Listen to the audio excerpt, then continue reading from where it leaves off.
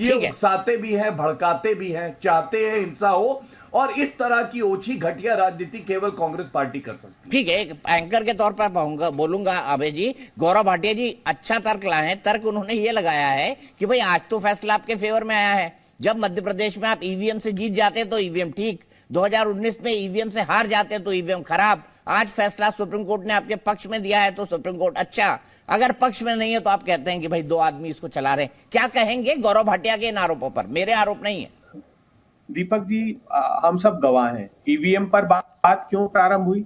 क्योंकि जब ट्रायल किया एडमिनिस्ट्रेशन ने सामने और कांग्रेस पार्टी को वोट देने का बटन दबाया और भारतीय जनता पार्टी का उसमें से चुनाव चिन्ह निकला, तब प्रमाण कैमरे पर है। और कलेक्टर धमकाती हुई नजर आई पत्रकार को कि ये बाहर मत चलाइएगा, ठीक नहीं होगा। सबने देखा। अच्छा, कहाँ का इंसिडेंट था अभय जी? मुझसे क्लिप शेयर करेंगे प्लीज? ये मध्य प्रदेश के था, सत्यदेव कटारे जी वाला जो चुनाव क्षेत्र था उसका था। ये पिछले चुनाव का संदर्भ में बता रहा हूँ। राफेल के केस में बड़ा इंटरेस्टिंग बात हुई है। राफेल के केस में पैराग्राफ 25 देखिएगा। सुप्रीम कोर्ट ने कहा कि ये जो राफेल का मामला है ये सीएजी ने पहले जांच किया, उसके बाद इन्होंने पब्लिक अकाउंट्स कमेटी को दिया, उसने ऑडिट किया, उसके बाद कोर्ट में आया। ये सरासर तथ्य गलत था। खुद सरकार ने उसमें संशोधन याचिका लगाई। उसने अपने एक पैराग्राफ में ये लिख दिया कि रिलायंस डिफेंस अप्रैल 2012 में। तो ये क्यों लिखा कोर्ट ने? क्योंकि एक झूठा शपथ पत्र वहां सुप्रीम कोर्ट में दिया गया था। ऑफिशियली इन्होंने संशोधन याचिका लगाई। तो जब भी तथ्य गलत दिखाए जाएंगे उस पर हमारा दायित्व है कि हम बात करें। मैंने आपको प्रमाण दिए। प्रधानमंत्री जी ने कहा जर्सी गाय, हाइब्रिड बछड़ा, सुरपणखा तक का हमारी नेता को। लेकिन ठीक है, हम प्रतिशोध की आग में नहीं जल रहे हैं। हम ये कहना चाहते हैं कि हमने बहुत प्रामाणिक आरोप पवन खेड़ा जी ने लगाए। देश जानना चाहता है भाई। ये कहते हैं कि जेपीसी को अधिकार नहीं विदेश में जाकर जांच कर ले। अरे तो फिर तो ये वेजिंग वार अगेंस्ट इंडिया एनआईए को दीजिए केस। ये तो prevention of unlawful activity act भी उसमें जोड़ दीजिए। जेपीसी के पास अथॉरिटी है, वो समन कर सकती है, वो बुलाकर पूछताछ कर सकती है। अडानी जी ने जो रिप्लाई फाइल किया उसमें क्या कहा है हिडनबर्ग को जानते हैं आप? उन्होंने कहा विनोद अडानी का इससे कोई संबंध नहीं। उन्होंने ये नहीं कहा कि निवेश नहीं हुआ गलत। हम इस मेरिट पे जा ही नहीं रहे। आज बहस इस पर नहीं है। आज बहस इस पे है कि जो हुआ वो क्या प्रधानमंत्री के अपमान के दायरे में आता है, और दूसरा सवाल क्या इस तरीके से गिरफ्तारी उचित है। लेकिन अभय दुबे जी, मैं एक बड़े सवाल पर आऊंगा। आज आप लोगों के चलते, आपके धरने के चलते, if I am not wrong, वो फ्लाइट कैंसिल हो गई जो रायपुर जा रही थी। आप टरमैक पर बैठ गए। मेरे साथ जेपी सिंह जी जुड़ गए हैं, एविएशन एक्सपर्ट। उनसे पूछूंगा कि अगर कोई राजनीतिक पार्टी या कोई समूह या 20, 25, 50 लोग उतर के टरमैक पर बैठ जाएं तो एविएशन सेक्टर का क्या होगा और किस तरह की छवि दुनिया के अंदर जाएगी जब हम सैकड़ों प्लेन्स खरीद रहे हैं। लेकिन गौरव भाटिया जी, मेरा सीधा सवाल आपसे, और सीधा सवाल यह है कि अभय दुबे जी बता रहे हैं किन किन पॉइंट्स पर उनका डिफरेंस है, और वो कहते हैं कि हमारी सरकार संयमित है, हमारी सरकार तानाशाही नहीं करती है हमारे नेताओं के अपमान के बावजूद। गौरव जी क्या कहेंगे? देखिए, सर्वप्रथम तो जो सवाल पहला मैंने पूछा कि आज सर्वोच्च न्यायालय ने अंतरिम राहत दी है, तो सर्वोच्च न्यायालय अच्छा है या अभी भी 2 व्यक्ति चला रहे हैं जैसा राहुल गांधी कहते हैं? इन्होंने कोई उत्तर नहीं दिया। दूसरा, मैंने बताया क्या ये बदल गए हैं, इनका चरित्र बदल गया है? झुक के खेल दिया भाई दुबे जी ने, झुक गए वो बॉल पे। अभी बोल्ड होंगे, हिट विकेट हुए हैं, बोल्ड करने दीजिए दीपक भाई। मैंने दूसरा एक और बात बताई जो वीडियो जी न्यूज पे भी। चलिए, अपनी बारी में दीपक भाई, आप उनको और बुलाना चाहते हैं? अभय जी अंदर से बहुत अच्छी से बहस चल रही है, दर्शक भी सुन पा रहे होंगे। गौरव जी, हाँ, धन्यवाद। दूसरा प्रश्न देश की जनता ने पूछा, हमारे चुने हुए प्रधानमंत्री के लिए रणदीप सुरजेवाला टरमैक पे बैठ के कैसे कहते हैं मोदी तेरी कब्र खुदेगी? कौन माइका लाल है जो देश के चुने हुए प्रधानमंत्री की कब्र खोदने की बात भी कर सकता है? यह तभी संभव है जब आप ना संवैधानिक पद पे बैठे व्यक्ति का सम्मान करते हैं और ना उस संस्था का सम्मान करते हैं।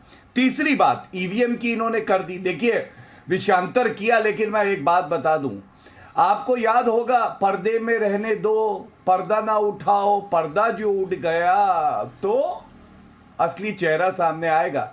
ईवीएम की चुनौती दी कि ईवीएम हैक करके दिखाओ इलेक्शन कमीशन ऑफ इंडिया ने। कांग्रेस पार्टी तो गई नहीं, अगर हैक हो सकता तो कर देते।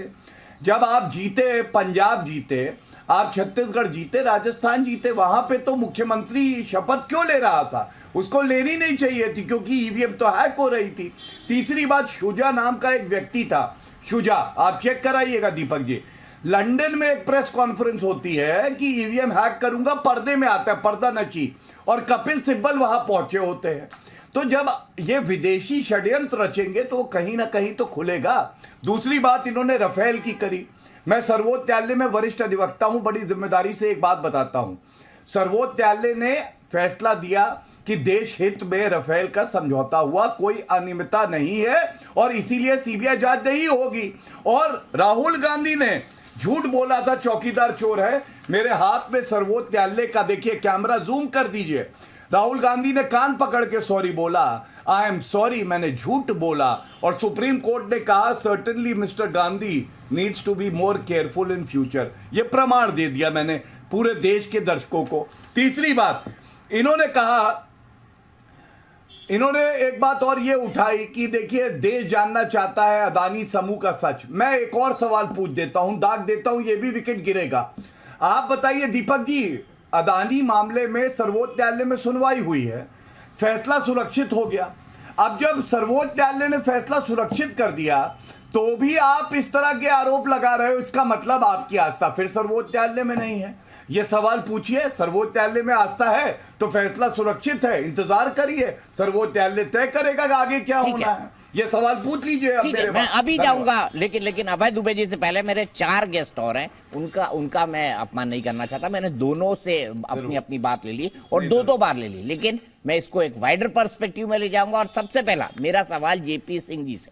जेपी सिंह जी, अगर व्यक्तियों का कोई समूह या पॉलिटिकल पार्टी या कोई और भी अगर इस तरह से प्लेन के नीचे धरना हो जाए तो इससे एविएशन सेक्टर पे क्या इंपैक्ट जाता है, हमारी क्या इमेज जाती है बाहर?